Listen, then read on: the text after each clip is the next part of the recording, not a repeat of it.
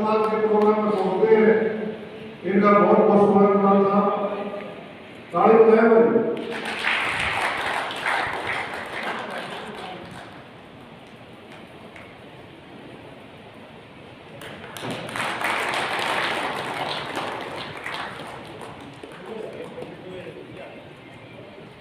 अब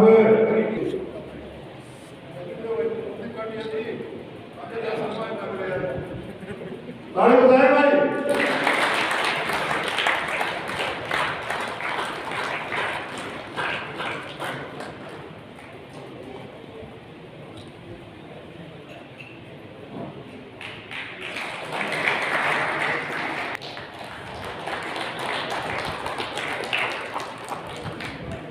अब करके सम्मान करें।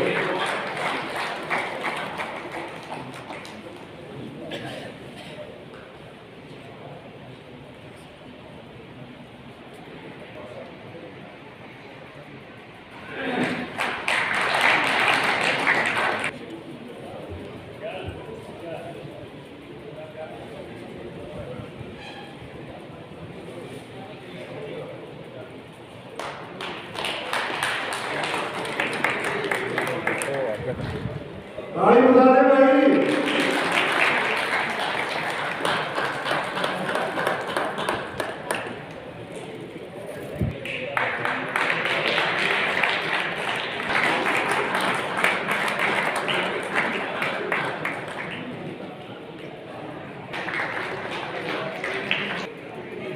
ताली बजाए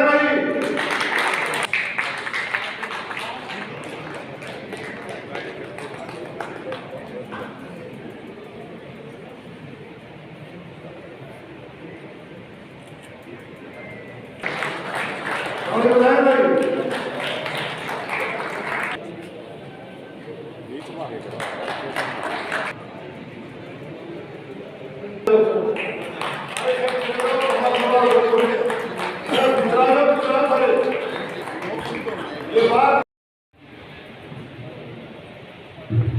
चौधरी युद्धवीर सिंह जी सांगवान खाप के अध्यक्ष, दादरी से विधायक, मेरे बड़े भाई सोमवीर सांगवान जी, सांगवान खाप के सचिव नरसिंह डीपी जी, सविता मान जी, गंगाराम सोरान जी, फोगाट खाप के अध्यक्ष और राकेश पिलानिया व इस आज के आयोजक करमवीर भाई और मंच संचालन कर रहे मेरे बड़े भाई कमल प्रधान जी।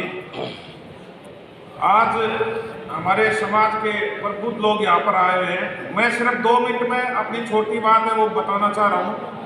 थोड़ा सा ध्यान कर ले भाई। एक बार सांगवान साहब एक बार बैठ जाओ, आप बैठ जाओ। आज नशे की बात तो चल ही रही है, साथ साथ हमारे जो युवा है वो जुआ की तरफ बड़ी स्पीड से आगे बढ़ने लगे। उसको भी आपने कंट्रोल करने की आवश्यकता। अपने बच्चों का ध्यान करें। आपके हर एक दूसरे घर में जुआ, क्रिकेट का जुआ, मटके का जुआ, पता नहीं हजारों प्रकार के जुए चल रहे हैं। उनसे अपने बच्चों को बचाओ। दूसरी बात, ये हमारी माता बहनें भी यहाँ पर बैठी हुई है ना, हमारे प्रबुद्ध आदमी यहाँ पर बैठे हैं। हरिद्वार से काउंट लेने के लिए लाग जाए कि हमारी माताओं का गीत गाऊंगे उनका स्वागत करने खातर। तो इन ड्रामा न बंद करके उतने पैसा अपने गांव में समाज के लिए एक लाइब्रेरी तैयार करें ताकि बच्चे वहां बैठकर पढ़ सके। ये काम करने का है। मंदिर के लिए हमारे समाज वाले सबसे आगे झोला लेके निकलेंगे, भाई मंदिर बनाना काम में, मंदिर खातर करोड़ों रुपए इकट्ठे कर देंगे। एक लाइब्रेरी बना दो, जिम बना दो, जहां शिक्षित आपके बच्चे होंगे ये नशे जुए से अपना दूर हो जाएंगे। और ये लठ उठा के चलना, पिस्तौल रखना, बंदूक, उनका जमाना नहीं। जिसके पास कलम होगी ना उसकी जीत होगी। तो बच्चों को शिक्षित करो, लाइब्रेरी, जिम, उनका आप निर्माण करने में सहयोग करें। ये पाखंडवाद का जो सिस्टम है, आजकल हमारी माताएं इतने व्रत रखने लगी, नीलकुल बैठा पहले किया था। गणेश जी का विसर्जन जो हमने 5-7 साल पहले नहीं देखा था, भिवानी के अंदर डूब के भी मरने लगे उसके साथ। तो ऐसे पाखंडवाद में हमारा समाज जाने लग रहा है उनसे दूर करो, शिक्षित बनो, सहनशील बनो और संघर्ष करते रहो। जय हिंद। इन्हीं शब्दों के साथ अपनी वाणी और मैं ताली बजाओ हमारे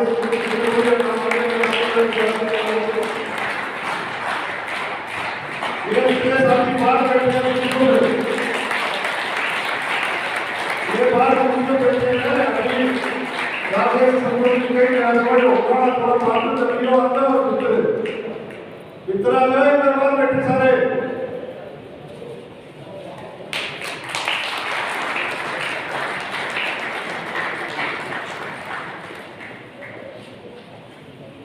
भाई कई साथी हैं मनीष खड़गस है आप पार्टी के हमारे बीच में बैठे हैं बलराज सिंह हमारे बीच में बैठे हैं सचिन सालू वो हमारे बीच में बैठे हैं चौधरी रणजीत सिंह सुपरा हमारे बीच में बैठे हैं आजाद ढाटे के बाद में भगवान प्रताप जो पार्षद भी रहे हैं वैसे उनके प्रधान को बोलेंगे फटाफट सारे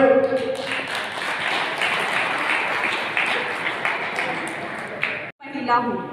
मैं आप सबसे एक निवेदन करती हूँ कि जब भी ऐसे प्रोग्राम हो तो आप लोग हमारी उसमें मदद करें। ये सिर्फ हम नहीं, हम सब मिलके अपनी एक निजी जिम्मेदारी समझें कि आज हमारे जाट धर्मशाला में जो हमारे मुकाबला नहीं, शिक्षा में भी हम बहुत प्रोग्रेस कर रहे हैं, हम व्यापार में बहुत प्रोग्रेस कर रहे हैं, लेकिन सामाजिक ताना बाना से हम कमजोर होते जा रहे हैं। उसको संभालने की जरूरत है, उसके लिए जागरूक होना पड़ेगा और उसके लिए सबने प्रयास करना पड़ेगा। अब मैं अनुरोध करता हूँ चौधरी सोमवीर सिंह सांगवान जो शुरू से लगातार विधायक तभी बड़े हमारे पुराने परिचित हैं, मिलते रहते हैं, उम्र में 1-2 साल बड़े हो गए, हमने इनका बहुत संघर्ष देखा है।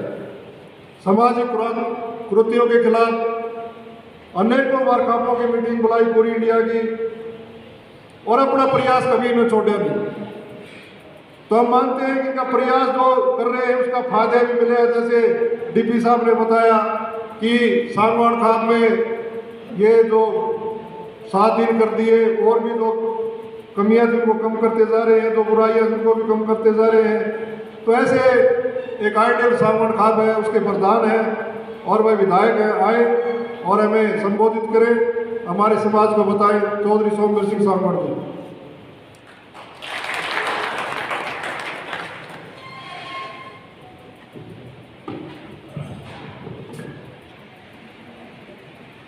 अंतर्राष्ट्रीय जाट दिवस पर उपस्थित इस मिलन समारोह में बहुत ही आदरणीय मुख्य अतिथि अखिल भारतीय जाट महासभा के महामंत्री बड़े भाई युद्धवीर जी, फोगाट खाप के प्रधान भाई बलवंत जी, सांगवान खाप के सेक्रेटरी भाई दर्शन टिप्पी जी, मंच पर उपस्थित बहन गीता जी, गीता मान जी, आदरणीय मंच और इस सभा में उपस्थित जाट सरदारी के सभी बहन और भाइयों, बुजुर्गों, नौजवान साथियों, सबसे पहले तो मैं आप लोगों का अंतर्राष्ट्रीय जाट दिवस इन्होंने ये बेड़ा उठाया, अपनी तरफ से प्रयास किया कि एक मिलन समारोह हो, इसलिए भाई करमवीर को भी बहुत बहुत मुबारकबाद देता हूँ। लेकिन मैं 2-4 बातें आपको बताना चाहता हूँ। ये जब से ये सृष्टि वैसे जब से लेके आज तक हम सौभाग्यशाली हैं कि हमारा जन्म जाट समाज में होने का सौभाग्य मिला। ये दुनिया के, मुझे ये कहने में भी कोई संकोच नहीं है कि दुनिया में सबसे मजबूत, त्यागी और तपस्वी जाट के आइडेंटिफिकेशन, पूरी जाट की आइडेंटिफिकेशन थी कि जुल्म के खिलाफ लड़ना, असहाय की मदद करना, दीन दुखी की मदद करना, दूसरों का सहयोग करना, ये पहचान होती थी हमारी। लेकिन समय ने करवट बदला, हमने प्रोग्रेस करी, बहुत काफ़ी प्रोग्रेस की, एजुकेशन में हो, चाहे व्यापार में हो, चाहे राजनीति में हो। लेकिन मैं ये जरूर बताना चाहता हूँ, बगैर जो खापों की जो परंपरा है, हम छत्तीस बिरादरी के जो भाई हैं, बगैर छत्तीस बिरादरी के सहयोग से एक दूसरे से मिल के हम आगे नहीं बढ़ सकते। इसलिए आज से प्रेरणा लें ये सौभाग्य है कि अच्छी बात है भगवान ने हमारे को उस कौम में जन्म दिया, लेकिन उसके साथ साथ हमारा ये भी कर्तव्य बढ़ता है कि हम सबको साथ लेकर चलें। इसका कारण इस देश के अंदर 36 बिरादरी का सबका योगदान था देश की आज़ादी के अंदर। किसी ने ज़्यादा लड़ा, किसी ने कम लड़ा, लेकिन योगदान सबका था। लेकिन इसके बाद सबसे बड़ी बात यह है कि जो जाट कौम ने शुरू से लेके समय समय पर जो सबसे ज़्यादा कुर्बानी दी, इतिहास लिखने वालों ने इनके साथ इंसाफ नहीं किया, क्योंकि जिसकी कलम में जो पावर थी उसने मिसयूज किया। जो हक था इतिहास के अंदर पन्नों के अंदर दर्ज होने का, वो हमारे बुजुर्गों को त्याग और तपस्या जो बलिदान दिया था उसको मेंटेन करना चाहिए था, उसके अंदर इतिहास के अंदर लिखना चाहता। लेकिन दुर्भाग्य रहा कि देश आज़ाद होने के बाद ज़्यादातर पहले भी उसके बाद भी जो शिक्षा मंत्री आए वो ज़्यादातर भारत सरकार के शिक्षा मंत्री, उन्होंने सिर्फ एक ही बात लिखी, औरंगजेब का गुणगान गाया, अकबर का गाया। लेकिन महाराजा सूरजमल जितने भी जाट या दूसरे त्यागी और तपस्वी जो महान हुए, उनका कहीं इतिहास में बच्चों को पढ़ने का मौका नहीं मिला। आज मुझे ये कहने की कोई संकोच नहीं, जो संस्कार आज हमारे समाज के अंदर जो बच्चों को मिलना चाहिए थे, आज पूरे समाज के अंदर हर भाई वक्ता ने बताया कि समाज के अंदर जो बुराई है, बच्चे नशा कर रहे हैं, बच्चे अपराध की तरफ बढ़ रहे हैं, और जो दुनिया की सबसे मजबूत कौम है वो अपने आप खत्म होने जा रही है। उसको संभालने वाला नहीं है, कोई बताने वाला नहीं। हर गांव के अंदर 100-200 बच्चे जिनकी शादी नहीं हो रही, रोजगार नहीं है, नशे की तरफ भाग रहे हैं, अपराध की तरफ भाग रहे हैं अपने आप, और ज़्यादातर अब एक नया सिस्टम और भी चल पड़ा। आंध्र, उत्तर प्रदेश, बिहार, आसाम से लड़के लाते हैं, शादी करते हैं, वो झोला ठा के लाते हैं, अलबत्ता 2-4 दिन वापिस अरे का दिया आवे गए रह भी गए, तो काला काला बच्चा हो जाए, रेल का पुर्जा नशे भी मिल गए। हिंदुस्तान के अंदर जाट की एक पहचान थी, कहीं दूसरे स्टेट में जाता था तो उसको पता चल जाता था कि जाट है, ये नस्ल थी, और नस्ल अपने आप ऑटोमेटिक खत्म होने जा रही है। उस समाज ने इसको बचाने के लिए बहुत कुछ करने की जरूरत है। किसी बस के अंदर, किसी ट्रेन के अंदर, किसी हवाई जहाज के अंदर अगर कोई जाट भाई सफ़र करता था और 36 बिरादरी की कोई भी बहन बेटी किसी धर्म की, किसी मजहब की उसके अंदर सफ़र करती थी, तो अपने आप को सुरक्षित महसूस, पुलिस से भी ज़्यादा सुरक्षित महसूस करती थी। ये हमारी पहचान थी। और आज नीचे से लेकर ऊपर तक बेड़ा गर्क हो गया मेरे भाइयों। आज इस अंतर्राष्ट्रीय जाट जिसके ऊपर यह प्रेरणा ले कि हमने बुराई के खिलाफ लड़ना है, हमने सही में सहयोग करना है, सबको साथ लेकर आगे बढ़ना है, एक बेहतरीन समाज बने सब सुख दुख के साथी हो। और इस जाति पाति के कारण मुझे यह कहने में भी कोई संकोच नहीं, इस देश ने बहुत बड़ा नुकसान झेला। अकेला महाराणा प्रताप लड़ा, बाकी तमाशा देखते रहे। मराठा लड़ा, शिवाजी लड़ा, सारा समाज देखता रहा। महाराजा सूरजमल लड़ा, दूसरे खड़े खड़े देखते रहे। जब मोहम्मद गजनवी गोरी दिल्ली के अंदर 11वीं शताब्दी के अंदर आए, 11,000 लुटेरे लेके चला, और भाई युद्धवीर जी बैठे हैं। उस टाइम दिल्ली की संख्या 77,000 और 11,000 ने लड़ाई लड़ी। 30% जो हिंदुस्तान के सैनिक थे उन्होंने लड़ाई लड़ी। जब 30% का नंबर आ गया, जो हिंदुस्तान के भाग्य का फैसला होना था, 70% लोग छतों पर खड़े होकर तमाशा देख रहे थे। इस जाति पाति के कारण मेरे बुजुर्गों भाइयों, देश 900 साल गुलाम रहा। इसलिए अच्छी बात है, कौम में पैदा होना अच्छी बात है, लेकिन हमने सबको साथ लेकर चलना पड़ेगा। एक बेहतरीन समाज बनाने के लिए जो खाकों जो परंपरा मेरे बुजुर्गों ने जो बढ़ाई 2000 सदियों से जो चली आ रही है, हमने 36 बिरादरी के सब भाइयों को साथ लेकर आगे बढ़ना होगा। कोई जाति पाति ने इंसानियत होनी चाहिए, और इंसान वो है एक दूसरे का सहयोग करे, उनका भी सहयोग करे, सबको साथ लेके चले, एक दूसरे को गले लगा के चले। बेहतरीन समाज जब होगा, आज पूरे समाज के अंदर मुझे ये कहने में भी कोई संकोच नहीं, नीचे से लेकर ऊपर तक बेड़ा गर्क होगा। इतनी नफरत होगी, इतनी हेट होगी, एक दूसरे को खून का प्यासा मानते हैं, कोई अपने आप को सुरक्षित नहीं समझता। इसलिए आज से ये प्रेरणा भी ले लें, आज ये कसम भी खा लें, इस समाज को आगे बढ़ाना, इस देश को आगे बढ़ाने में हमारे भागीदारी है।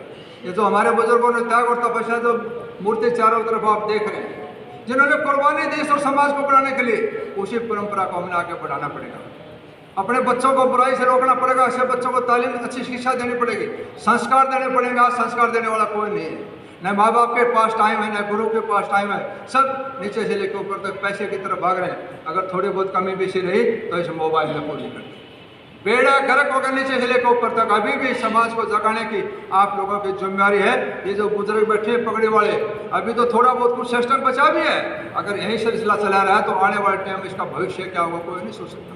सारे बच्चे बढ़िया लिखे डॉक्टर बन जाते हैं, बढ़िया इंजीनियर बन जाते हैं और बड़े अधिकारी बन जाते हैं, लेकिन इंसान नहीं बनते। उनके अंदर जो दया भाव, जो संस्कृति, जो हमारी परंपरा थे, जो हमारे बुजुर्गों के संस्कार थे, दुखिया का दुख देने की मदद करने वाले थे, सब बच्चे 1 साल के अंदर भाई वीर को मैं बता रहा था, 1 साल के अंदर हिंदुस्तान के अंदर 60,000 बच्चे पलायन कर रहे हैं। और जो बच्चा बाहर चलेगा क्या सोचते हो दोबारा वापस आएगा?